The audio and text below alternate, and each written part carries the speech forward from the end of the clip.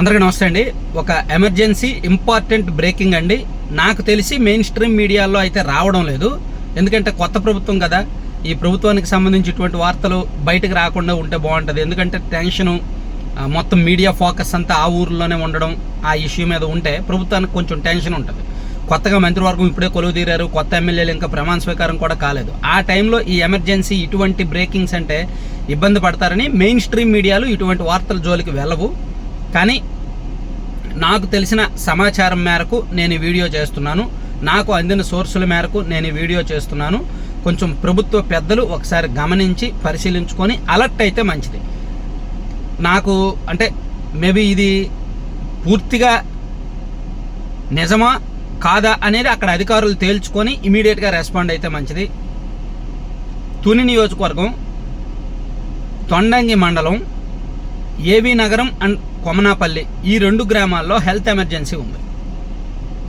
ఆ 2 గ్రామాల్లో గత 4 రోజుల నుంచి కూడా అతిసార వ్యాధి, కలరా, మరి కలరా నిర్ధారించారో లేదో వైద్యులు తెలియదు, అతిసారము, డయేరియా సమస్యలతో వందలాది మంది హాస్పిటల్స్లో చేరుతున్నారు. జస్ట్ ఇప్పుడు నేను ఈ వీడియో చేయక ముందు 8 మంది కాకినాడ జీజీహెచ్కి వెళ్ళారు.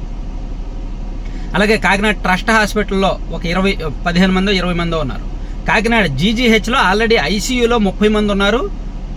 ట్రీట్మెంట్ తీసుకుంటున్న వాళ్ళు ఇంకో 66 మంది ఉన్నారు.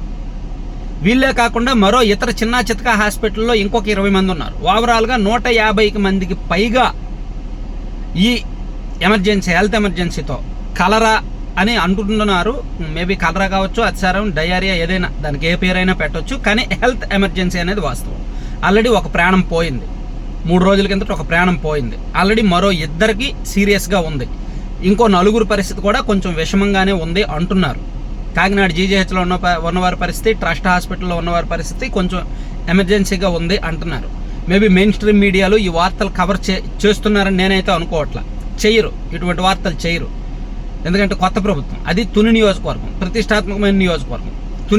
ఈ ఊర్లు కూడా మన పవన్ కళ్యాణ్ గారి నియోజకవర్గం, పిఠాపురం నియోజకవర్గానికి ఆనుకొని ఉన్న ఊర్లే ఈ 2 గ్రామాలు కూడా. నియోజకవర్గం తుని అయినప్పటికీ పిఠాపురాన్ని ఆనుకునే ఉంటాయి.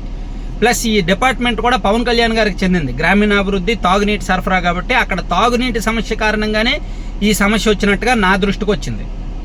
వాళ్ళు వాటర్ ట్యాంక్ నుంచి, రక్షిత మంచినీటి ట్యాంక్ నుంచి నీళ్లు సరఫరా అవుద్ది కదా, ఆ ట్యాంకులో కొన్ని జీవుల శిథిలాలు ఉన్నాయంట. ఆ ట్యాంకు క్యాప్ లిడ్ సరిగ్గా లేని కారణంగా అందులో జీవుల శిథిలాలు ఉన్నాయంట. అవి చూశారంట. 4 రోజుల నుంచి కూడా ఈ ప్రక్రియ జరుగుతోంది. మరి ఎందుకో మెయిన్ స్ట్రీమ్ మీడియాలో వార్తలు రాకపోవడం నాకైతే ఆశ్చర్యంగా ఉంది. కానీ ఒకటి మాత్రం నిజం, అక్కడ 2 గ్రామాల్లో కూడా హెల్త్ ఎమర్జెన్సీ ఉంది.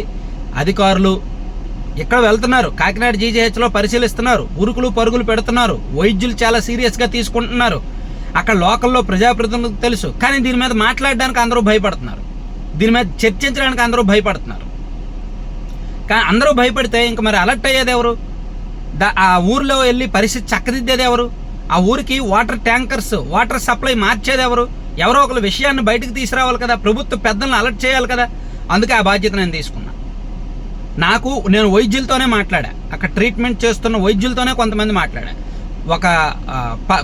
కొన్ని హాస్పిటల్స్లో ఆ పేషెంట్లు వస్తే ఆ వైద్యులు నాకు సమాచారం ఇచ్చేసరికి నేను అలర్ట్ అయ్యాను. నేను కూడా ఈ వీడియో చెయ్యాలా వద్దా, మెయిన్ స్ట్రీమ్ మీడియాలో రాలేదు కదా, నేను చెయ్యాలా వద్దని చాలా ఆలోచించేసా, ఎవరో చెప్పకపోతే ఎలా అని. సో ఈ ప్రభుత్వం బహుశా పవన్ కళ్యాణ్ గారికి అలాగే చంద్రబాబు గారికి తెలుసో లేదో తెలియదు. యనమల రామకృష్ణుడు గారి నియోజకవర్గం, సొంత నియోజకవర్గం కాబట్టి సీరియస్ అయితే ఇష్యూ అయితే క్రిటికల్గా ఉంది, సీరియస్గా ఉంది. అక్కడ పేషెంట్స్కి హెల్త్ ఎమర్జెన్సీ ఉంది. వాళ్ళకి ఇమీడియట్గా మంచి ట్రీట్మెంట్ అందించాలి. అవసరమైతే గుంటూరు ఇంకా పెద్ద హాస్పిటల్స్కి తరలించాలి. అలాగే అక్కడ వాటర్ సప్లై కూడా మార్చాలి. ఆ ఊరు మొత్తం శానిటేషన్ జరగాలి. ఆ ట్యాంక్ మొత్తం క్లీన్ చేయాలి. ఇదంతా కూడా ఇమీడియట్గా జరగాలి. వితిన్ కొన్ని హవర్స్లో జరగాలి, కొన్ని గంటల్లో జరగాల్సిన ప్రక్రియ. లేకపోతే మాత్రం పెద్ద నష్టం జరుగుతుంది. ఎందుకంటే రోజు రోజుకి పేషెంట్ల సంఖ్య పెరుగుతోంది. పైగా యనమల రామకృష్ణుడు గారి సొంత ఊరు. రోజుకి పేషెంట్ల సంఖ్య పెరిగే కొద్దీ గవర్నమెంట్కి చెడ్డ పేరు వస్తుంది. జరగకుండా నష్టం జరిగింది అనుకోండి, ఇంకా మరణాలు పెరిగాయి అనుకోండి, ఎంతకాలం దాస్తారు విషయాన్ని? ఎంతకాలం దాయగలరు? 1 దాచారు, 2 దాస్తారు, 3 దాస్తారు. ఇంకా ఇష్యూస్ పెరిగితే దాయలేరుగా. అప్పుడు ప్రభుత్వం పరుగు పోద్ది కదా. సో ముందుగానే అలర్ట్ అయితే మంచిది. ఇమీడియట్గా అక్కడ వాటర్ సప్లై మార్చాలి, శానిటేషన్ చేయాలి, ట్యాంకు కూడా వేరే ఆల్టర్నేటివ్ చూస్తే మంచిది. గ్రామీణ ప్రాంతాల్లో చాలా చోట్ల గత 5 ఏళ్లలో ట్యాంకులు మెయింటెనెన్స్ నిర్వహణ సరిగ్గా లేని కారణంగా 15 రోజులకు ఒకసారి వాటర్ ట్యాంక్ క్లీన్ చేయాలి తెలుసా? ప్రతి గ్రామంలో కూడా రక్షిత మంచినీటి సరఫరా ట్యాంకులు ఉంటాయి కదా, 15 రోజులకు ఒకసారి క్లీన్ చేయాలి. కానీ గత ప్రభుత్వంలో నిధులు లేక 15 రోజులు కాదు కదా, 15 నెలలకు కూడా చేసిన పాపం చేయలేదు. చాలా గ్రామాల్లో చేయలేదు నిధులు లేక. అందుకే ఎక్కడికక్కడ అతిసారం. విజయవాడ నగరంలో, గుంటూరు నగరంలో చాలా చోట్ల ఇదే సమస్య.